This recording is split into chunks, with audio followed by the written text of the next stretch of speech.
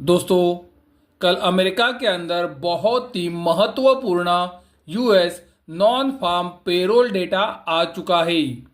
Market के अंदर ये एक्सपेक्टेशन था ये डेटा 2,38,000 के पास आ सकता है, लेकिन एक्चुअल में डेटा आया है 1,75,000 के पास।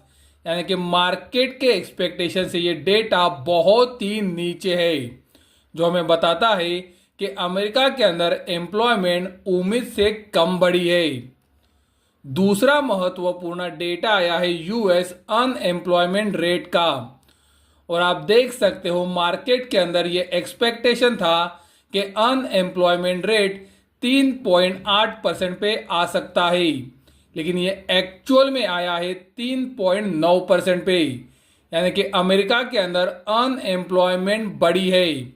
और दोस्तों, हमने नॉन फार्म पेरोल के अंदर देखा कि वहां पर जॉब्स कम क्रिएट हुए हैं, जो एक क्लियर इंडिकेट कर रहा है कि अमेरिकन इकोनॉमिकल डेटा खराब हो रहा है। अगला महत्वपूर्ण डेटा अमेरिका के अंदर कल आया था आईएसएम नॉन मैन्युफैक्चरिंग पीएमआई का।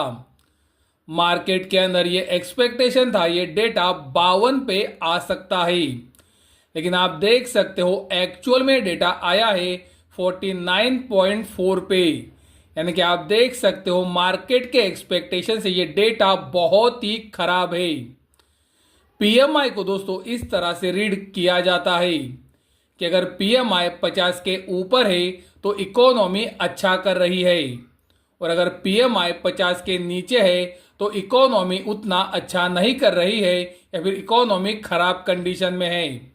और आप देख सकते हो ये नॉन मैन्युफैक्चरिंग पीएमआई 49.4 पे आया है, जो एक क्लियर इंडिकेट कर रहा है कि अमेरिका के लिए अच्छा संकेत नहीं है।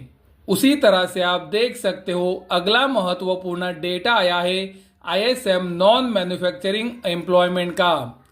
आप देख सकते हो मार्केट के अंदर ये एक्सपेक्टेशन था ये डेटा 49 पे आना चाहिए, लेकिन एक्चुअल में डेटा आया है 45.9 पे।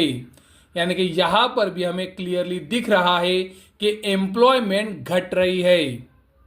अगला महत्वपूर्ण डेटा आया है आईएसएम नॉन मैन्युफैक्चरिंग प्राइजेस का। दोस्तों, ये हमें बताता है कि इन्फ्लेशन का कितना असर हो रहा है।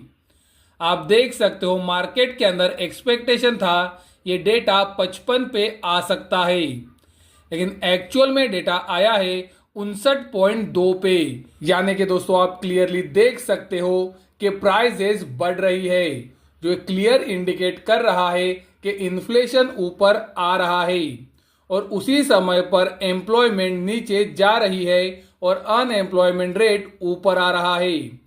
और वही समय पे अमेरिका का पीएमआई डेटा भी नीचे जा रहा है।